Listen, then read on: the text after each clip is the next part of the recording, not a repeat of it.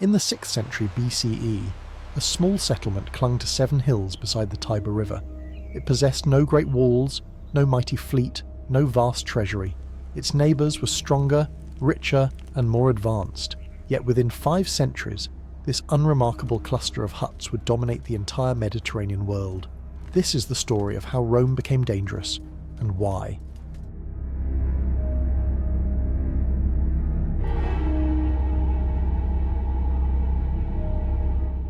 Rome occupied one of the most strategically valuable and vulnerable positions in Italy.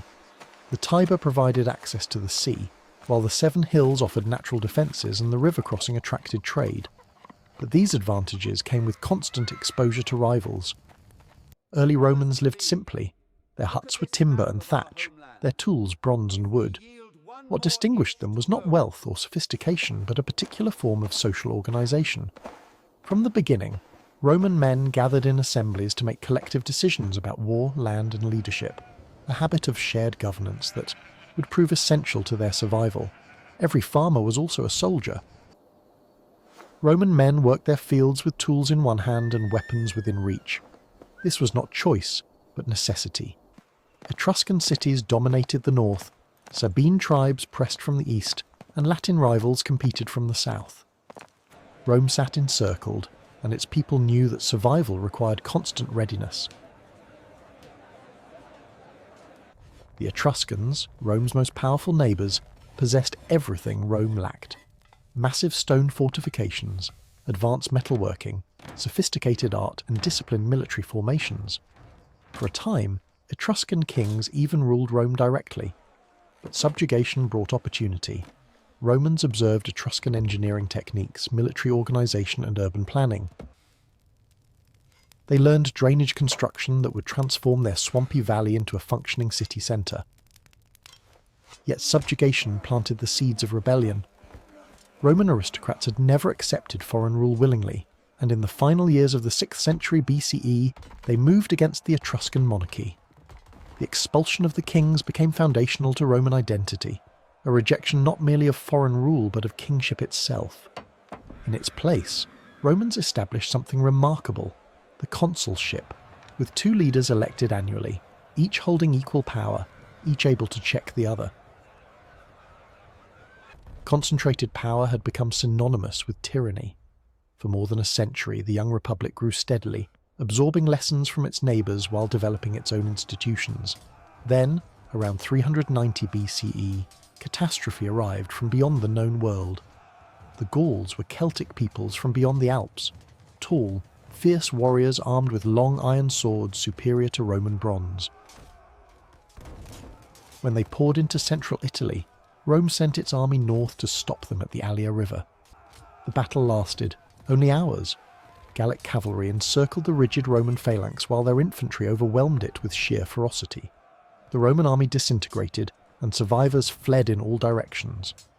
What followed scarred Roman memory for centuries. The Gauls found Rome's gates undefended and took the city with almost no resistance. For months they occupied and plundered Rome, while survivors huddled on the Capitoline Hill. When the Gauls finally withdrew, likely bought off with gold, Romans returned to find their city in ashes. The disaster could have ended Rome. Instead, it transformed it. Survivors immediately began constructing massive new walls of solid stone. More importantly, Roman commanders began questioning everything about how they fought. The phalanx had failed catastrophically against a mobile, aggressive enemy. Rome needed a new way of war. The military revolution that followed the Gallic sack transformed how Rome fought. The old phalanx, a dense block of men with overlapping shields and long spears, had proven too rigid, too vulnerable to disruption. Roman commanders developed something radically different, the manipular legion. Instead of one inflexible mass, the new legion divided into smaller tactical units called maniples, each capable of independent action. Soldiers deployed in a checkerboard pattern with gaps between units, allowing them to maneuver over broken terrain without losing formation. The 3-line system created depth. Fresh troops could rotate forward while exhausted men withdrew to recover. Flexibility replaced rigidity. The new weapons matched the new tactics. Roman soldiers adopted the scutum, a large curved shield that protected the body while allowing aggressive forward movement.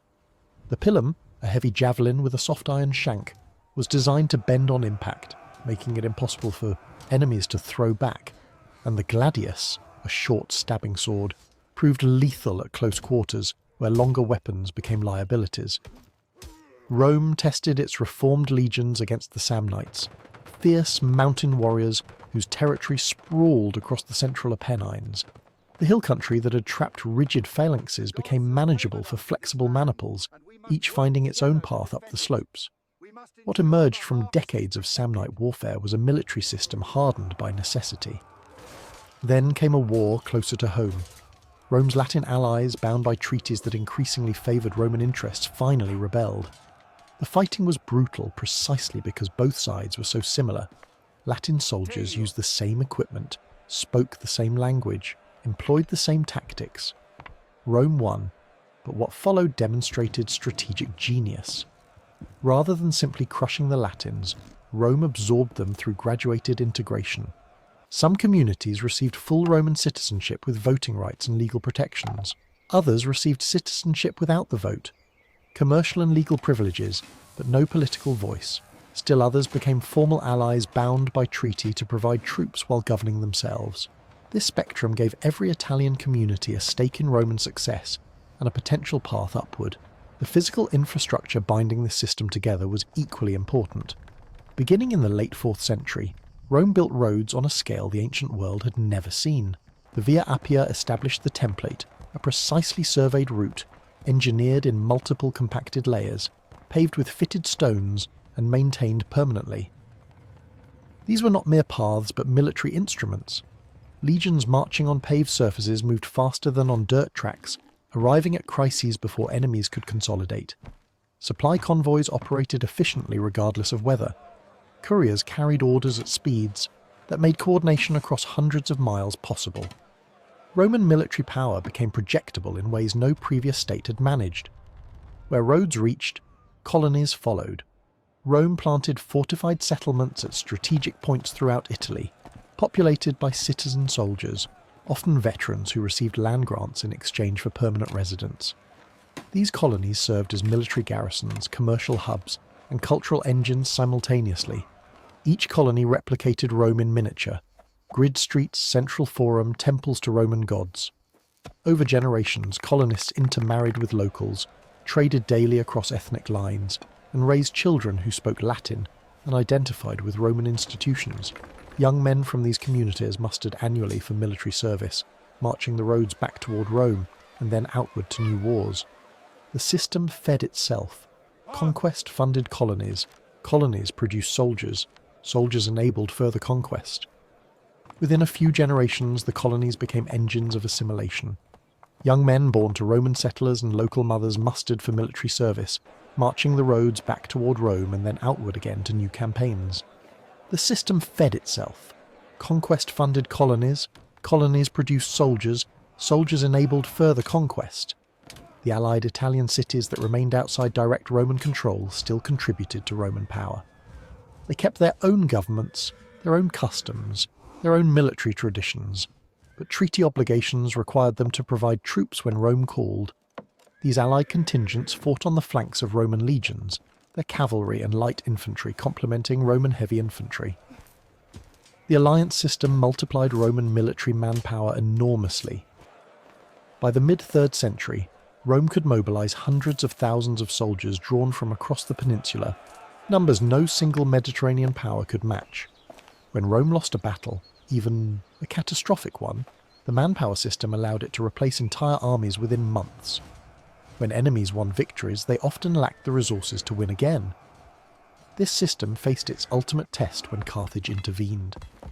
Carthage was no minor Italian rival, but a Mediterranean superpower controlling wealthy territories in North Africa, Spain, and the Western Islands. Its navy dominated the seas, its merchants grew rich on trade, and its armies, composed of mercenaries and subjects from across the Western Mediterranean, had proven formidable. In 218 BCE, Carthage sent its greatest general, Hannibal Barca, to destroy Rome. He assembled an extraordinary army in Spain, veteran African infantry, fierce Spanish swordsmen, superb Numidian cavalry and war elephants. Rather than challenge Roman naval superiority, Hannibal planned something audacious, a march overland into Italy itself, bringing the war to Rome's home ground. The crossing took weeks and cost Hannibal nearly half his force to cold, starvation, and falls from icy mountain paths. But in late autumn of 218, the survivors descended into the Po Valley. Battle-hardened veterans now standing inside Roman territory. Within weeks, Rome dispatched an army to stop him. At the Trebia River, Hannibal lured the Romans into attacking across freezing water at dawn, then crushed them with a prepared ambush. The survivors fled south in disorder. Rome raised another army and sent it under a new consul. At Lake Trasimene, Hannibal ambushed the entire Roman force on a foggy morning, trapping them between steep hillsides and the water. The army was annihilated, the consul killed. 2 catastrophic defeats in less than a year, yet Rome refused to negotiate. The Senate appointed Fabius Maximus as dictator with a new strategy: avoid pitched battle, shadow Hannibal, deny him supplies, and let time erode his army far from home. The Fabian strategy worked militarily, but proved politically intolerable. Romans demanded decisive action. In 216, the Senate raised the largest army in Roman history, nearly 80,000 men, and sent it to destroy Hannibal once and for all at Cannae. What followed was the worst military disaster Rome would ever suffer. Hannibal allowed the massive Roman centre to push into his deliberately weak infantry, then enveloped them from both flanks with superior cavalry. The Romans, packed too tightly to fight effectively, were surrounded and systematically slaughtered. Ancient sources claim 50,000 to 70,000 Romans and allies died in a single afternoon, a consul among them. After Cannae, Hannibal fully expected Rome to sue for peace. Any other Mediterranean power would have. He sent envoys to negotiate. The Roman Senate refused to receive them. The war continued for 14 more years. Rome absorbed its staggering losses through measures no other ancient state could have managed. Slaves were armed and promised freedom for military service. Boys and old men were conscripted. Temple gold was melted for currency. Within months of Cannae, new legions were already training outside Rome's walls, many led by veteran centurions who had survived the disaster and learned hard lessons from it. Crucially, most Italian allies remained loyal. Hannibal had gambled that Rome's confederation would shatter after Cannae, that allied cities would defect and provide him the manpower and bases he needed. Some did, but most calculated that Rome's final defeat was not yet certain, and that Roman vengeance against defectors would be swift and terrible. The alliance system, built over generations, proved stronger than a single catastrophe. Rome adopted a strategy of exhaustion. Armies shadowed Hannibal but refused open battle, denying him the decisive victories he needed. When he marched to Rome's walls, the city stood impregnable behind its massive fortifications. Year after year, Hannibal won skirmishes but could not force a conclusion, while his army slowly dwindled far from any hope of reinforcement. Meanwhile, Rome struck at Carthage's source of strength. Roman forces invaded Spain, captured Carthaginian bases, and severed Hannibal's supply lines. A young commander named Scipio studied Carthaginian tactics carefully and trained his legions to execute them. In 204 BCE, Scipio invaded Africa itself, forcing Carthage to recall Hannibal from Italy. At Zama in 202 BCE, Scipio used Hannibal's own encirclement tactics against him. Roman cavalry swept the flanks while disciplined infantry held the centre, then closed the trap. Carthage surrendered, accepting crushing terms. Rome emerged from the fire as undisputed master of the Western Mediterranean. The generations following Carthage's defeat brought continuous expansion into Greece, Asia Minor, Spain and Gaul, but also mounting strain on Rome's traditional military system. The citizen-soldier model required men to own property, yet constant warfare had devastated small farmers while enriching large landowners. The pool of eligible soldiers shrank even as Rome's commitments grew larger and more distant. In 107 BCE, the consul Gaius Marius implemented reforms that transformed Roman military power permanently. He abolished the property requirement, opening enrollment to landless citizens who would serve for pay, equipment, and land upon discharge. The part-time farmer militia became a professional standing army of career soldiers. The changes rippled through every aspect of military organisation. The state now supplied standardised equipment rather than requiring soldiers to furnish their own. Training intensified from weeks to years, producing soldiers of unprecedented skill. The old manipular organisation gave way to the cohort system, larger tactical units suited to the massive battles Rome now fought.